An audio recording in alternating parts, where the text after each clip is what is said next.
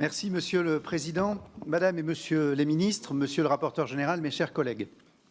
L'examen de ce projet de loi intervient dans un contexte que chacun connaît ici, que nous avons rappelé au cours de cette soirée, celui de l'échec de la commission mixte paritaire sur le projet de loi de finances pour 2026. Nous le regrettons, car le travail mené par les parlementaires du socle commun était réel et exigeant, même s'il n'a pas permis de dépasser l'ensemble des blocages.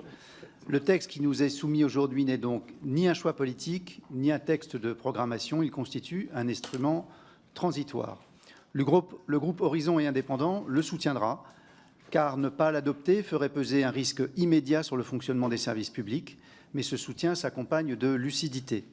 Cela a été dit à plusieurs reprises, une loi spéciale, par nature, réduit l'action budgétaire au strict service minimum.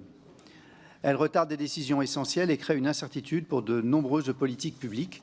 Les effets sont déjà identifiables, pas de recrutement, pas de réforme, pas d'investissement, pas de soutien aux collectivités, pas de statut du bailleur privé, notamment soutenu par mon collègue François Jolivet, jusqu'au vote du budget.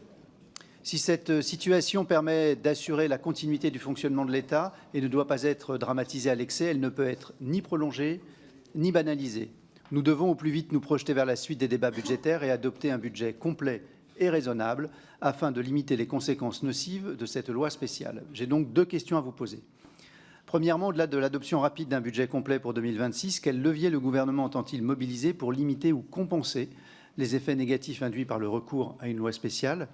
Deuxièmement et surtout, en tant que rapporteur spécial du budget de la Défense, je sais à quel point les entreprises du secteur attendent la montée en charge de 3,2 milliards d'euros prévue dans la loi de programmation militaire et la surmarge de 3,5 milliards d'euros annoncée le 13 juillet 2025. Toutes deux traduites dans le budget pour 2026.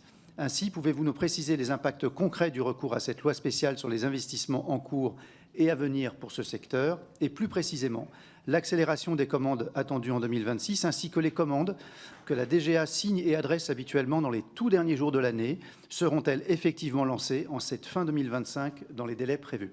Je vous remercie.